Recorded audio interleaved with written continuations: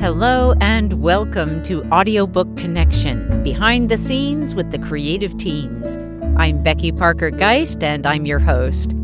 Audiobook Connection is your place to learn about the audiobook creative process and for authors to learn valuable tips on producing and marketing your audiobooks. This podcast is sponsored by Pro Audio Voices, helping great stories come alive through audiobook production and marketing.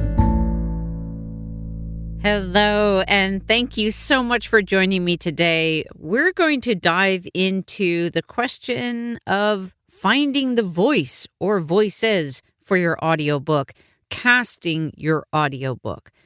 And so there are four main ways in which I see the casting realm as in terms of who will narrate and how we approach that question of casting.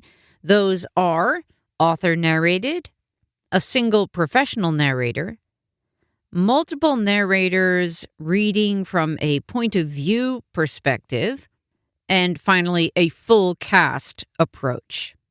If you are an author and you are at that point in your process where you're thinking about your audiobook or you're planning for it, but you haven't cast it yet, this episode hopefully will be really helpful to you in the ways that you can think about how to approach this casting question.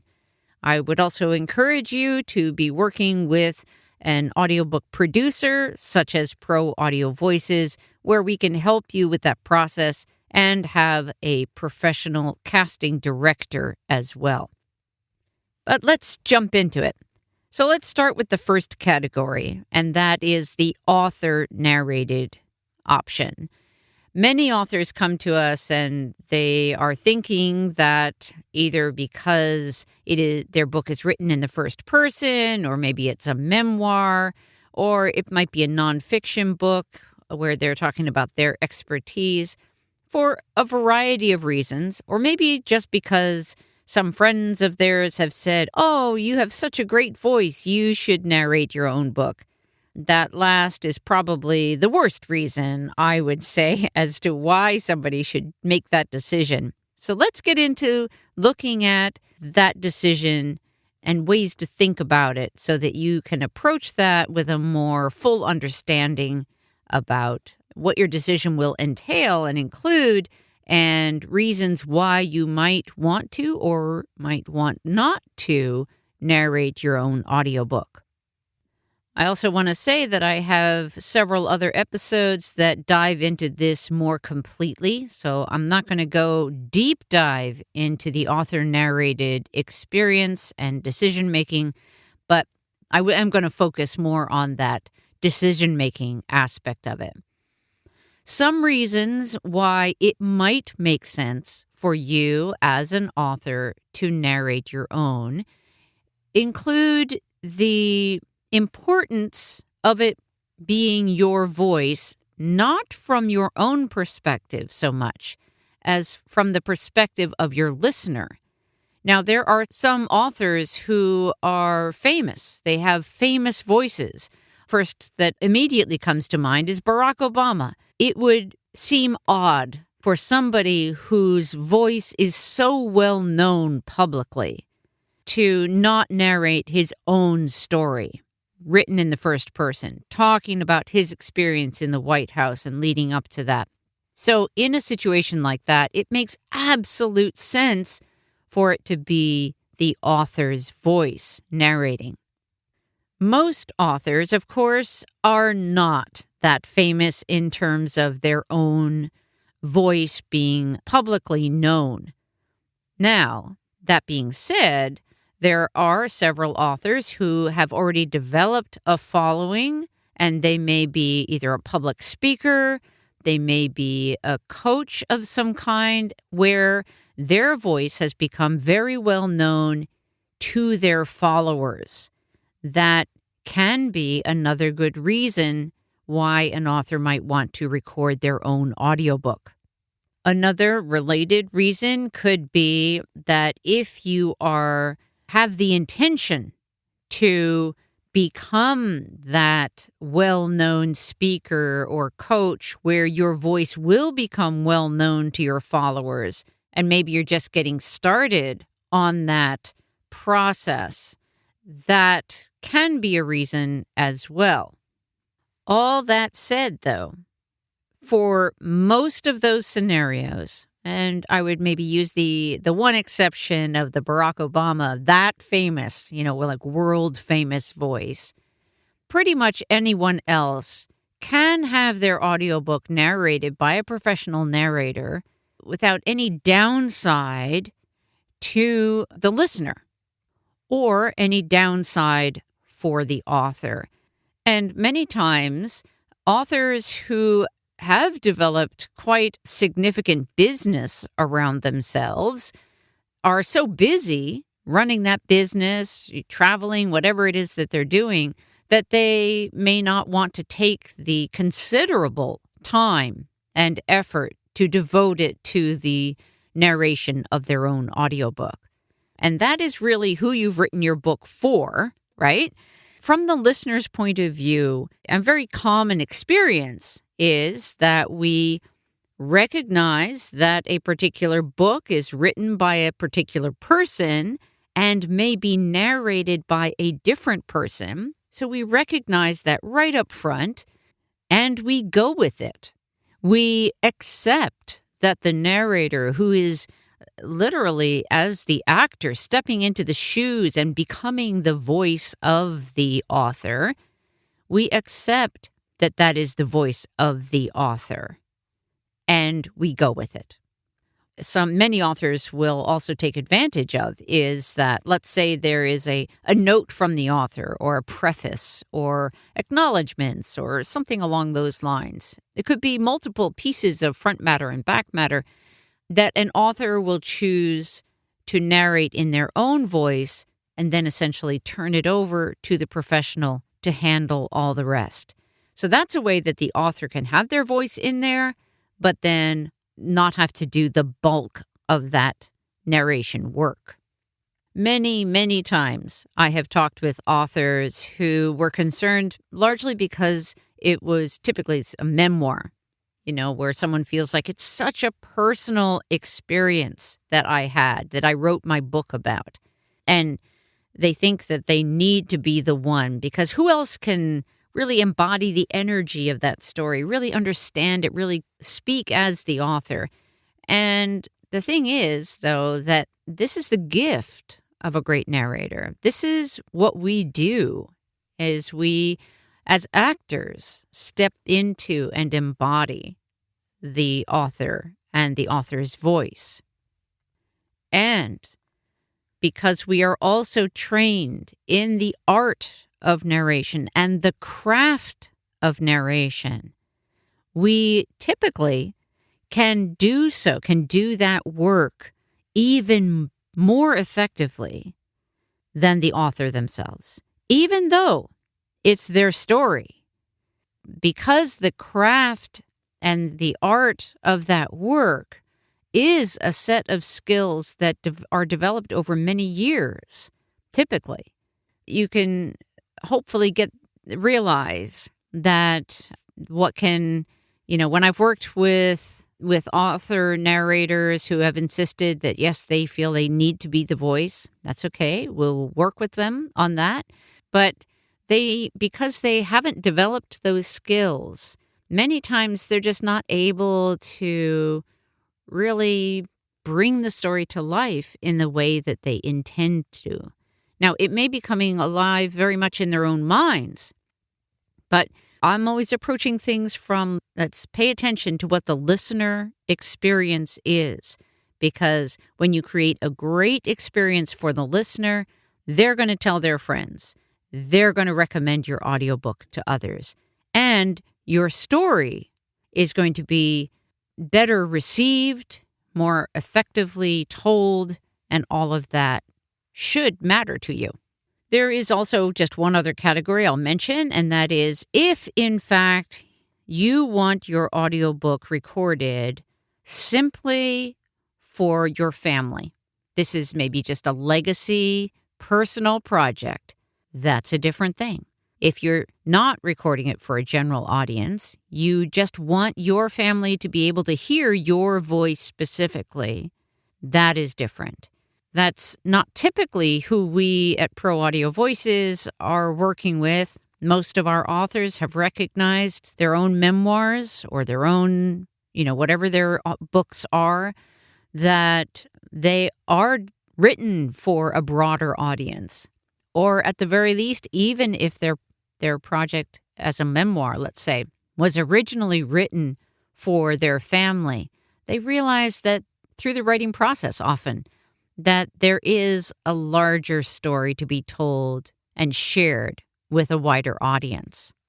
So what I would like to encourage you to consider is to free your imagination and allow your story, your content, your material to come alive as best that it can in audio. Create the best experience for your listener. And I know that can be challenging for some who may not feel like they can trust their baby, their book, with a professional narrator. But I want to encourage you here to keep your mind open, allow your imagination to let go, allow your control, the desire to hang on to it so tightly, allow that grasp to ease and explore the possibilities with the idea of creating the very best listening experience that you can for your audiobook. Okay. So now let's move on from the author narrated to a single professional narrator for your audiobook.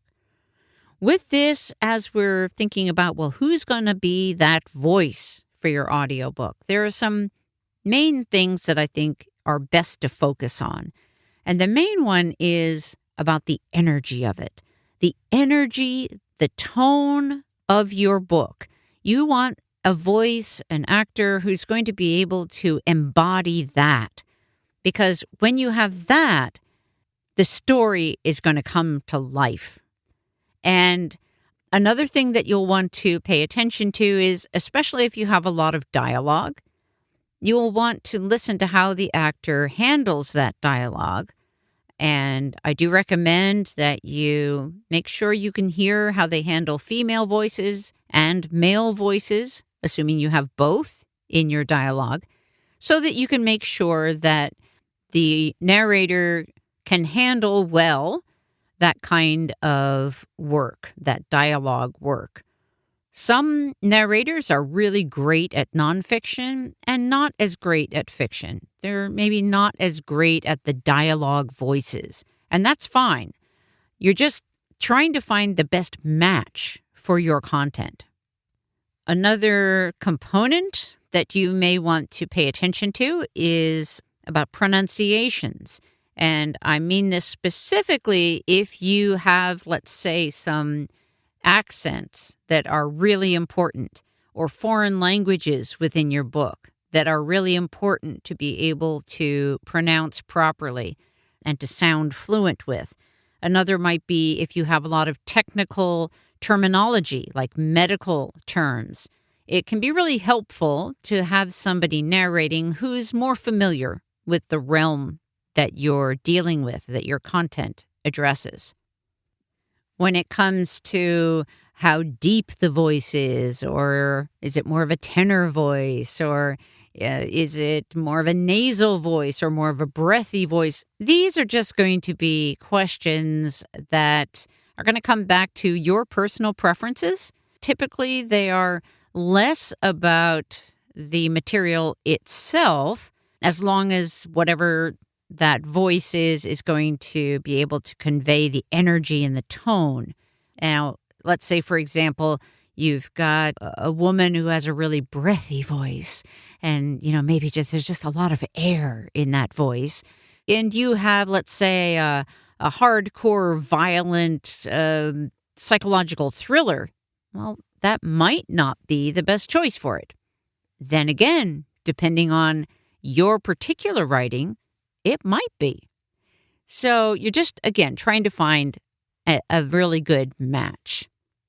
Let's take a short pause, and then we'll come back and we'll talk about multiple voices, both from a point of view approach and then also full cast approach. Do you have a book that you imagine with multiple voices, or a screenplay or stage play?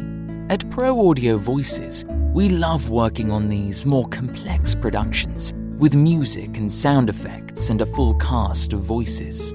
Bringing together decades of experience in both theatre and audio production, our team brings your project to life. From manuscript preparation to casting to directing the actors and a post-production team to bring it all together, Pro Audio Voices brings your project to life. Learn more at proaudiovoices.com/full-cast. And we're back. So the next one we're going to talk about is using multiple voices. And this is typically because your book is written in or from multiple points of view. Personally, I love these kinds of stories. I think that they're really fun, narrated with different voices for the different character points of view. And we've been doing a lot of these projects at Pro Audio Voices. And so the way this typically works is that for each of the characters, that chapters are written from their point of view. So let's say you have 3 main characters, and the chapters each will be written from one of those main 3 characters from their point of view. And so the casting then would be to find the 3 voices that are going to represent or enact those main characters. Now, within that, you can also incorporate a sort of a full cast approach in that you can have the dialogue within that chapter enacted with the different voices who are doing those other characters, or not. And one of the things that we like to do is when we're just doing it as one character narrating the entire chapter, including all of the dialogue, including the dialogue that is said by other actors in their own point of view chapters, is we like to provide for each of those actors the sound of those other actor voices, so that when they, just as an example, let's say we've got one actor who has maybe a higher pitched voice. Well, if a different actor then portrays them in their dialogue within their chapter at maybe a low gravelly voice, well, that won't be as good a fit, right? So we want to make sure that they and are able to hear what the other actors sound like so that they can bring as full and consistent a sound across the entire audiobook to their work. So coming back to the casting question, again, we're thinking about that energy, the conveying the tone, but now we're doing it in terms of we're casting a character. So it's not just about a storyteller telling the story. It is really about the character that you're casting. And do they have the energy, the voice, the tone that fits the character? And then because it's going to be fit in with other voices from the other points of view, how do those fit together from that adjacent perspective, right? So you're thinking about the casting of the characters when you're casting those voices, and then you may be addressing things like accents as well, making sure that your actors can do the accents that are required, if there are any, and then how they fit together when they're juxtaposed. And then moving on to the 4th category, the last one, the full cast. This, again, is one of my very favorite ways to do an audiobook. I love full cast audiobooks. I think they really bring stories to life in such a vibrant way. It is important to do a full cast audiobook. I think it really demands a manuscript to start with that does have a pretty dialogue-heavy approach. In other words, there is a lot of dialogue within the overall text. I think that just works better. So when we're casting in the full cast, similar to the multiple voices for the different points of view, we are casting characters. And in this case, most often there are many characters to cast. So we're looking at, well, who are the main characters that have most of the dialogue? And whenever possible, or using an actor to do only those primary character voices, and then allowing the secondary, possibly, or tertiary, or just, the bit parts to be doubled up and, tripled up by other people who are really good at giving us different kinds of voices, different sounds, right? So there's a couple reasons why I think that having a pretty good diversity in the cast of a full cast project. And here, when I'm talking about diversity, I'm really meaning that the voices sound different from each other. And the big reason is because ideally in a full cast project, it is as close as we can get from audio-only perspective, as close as we can get to like a film or an audio drama, right? We're trying to do as much as possible, remove the attributions, the he saids, she saids, and whenever it can be clear who's talking, then we're more easily able to pull out those little extras that may not be needed. They're helpful in the print text because we don't have any vocal clues. We can tell sometimes by paragraphs if there's maybe two people in a scene, then it's pretty easy. Well, similarly, in an audiobook, we can tell if it's, a man and a woman, let's say, in a scene. We don't need he said, she said, right? It's going to be really obvious because we can just tell from the sound. When there are scenes with many characters in it, and we're just wrapping up production for Postcards to Hitler, a German Jew's defiance in a time of terror, that as a full cast audiobook, there are scenes where there are many people in the scene having dialogue. There are many people talking, conversation. And it makes it all the more important that we, as much as possible, can have these distinct voices. In the case where you have many voices, many characters in a scene, it's a little harder even as a reader, whether you're, not in an audiobook, but in a textbook. It's a little harder to track always who each of these people are unless you've set them up extremely well. So in those cases, we may need some more of those attributions as to who's talking, even with the distinct voices. But what I wanted to point out here is that in the casting process, what we're trying to achieve is to, as much as possible, have each voice sound distinctly different from each other character voice in a scene, right? So it doesn't sound like the same actor reading two different characters in a scene where there are many different voices. And these are some of the challenges that we face in the full cast project, managing to both, keep the budget from going way off the charts and also providing this really optimal listening experience. So again, with full cast, we're looking for many voices typically and a diversity of sound with those voices, knowing that the smaller roles are going to double up or triple up to make the overall project stay manageable, and that works really well. So there's not, there are many reasons for having actors who are doing multiple really small parts. For example, if you hire somebody who's just going to do like a 10 words in your audiobook because it's the taxi driver, I just want them to do these 10 words.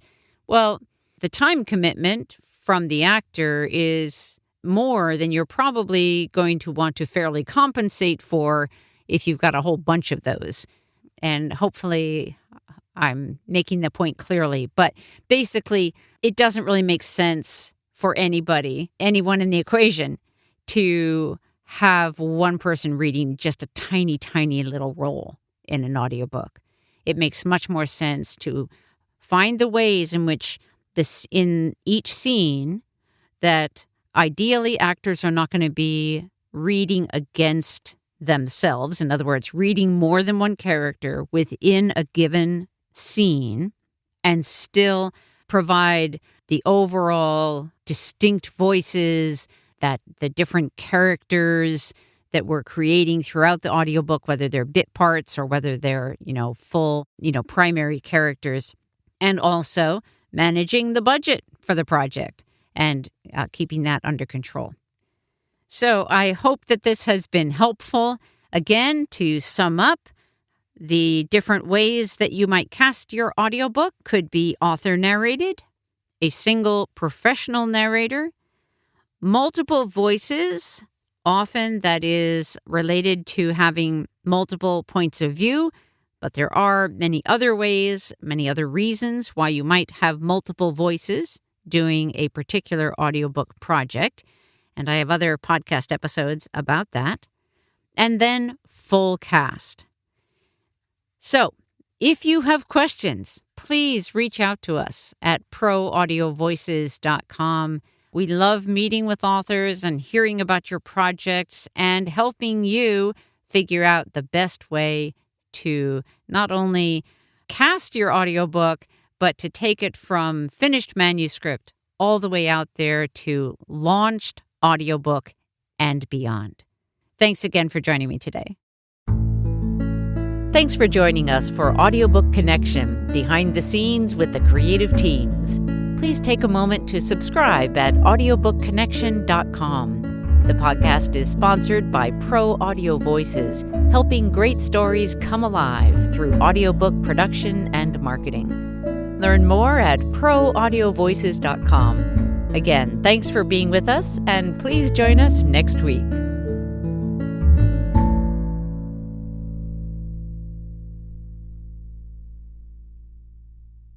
This podcast is a part of the C-Suite Radio Network. For more top business podcasts, visit c-suiteradio.com.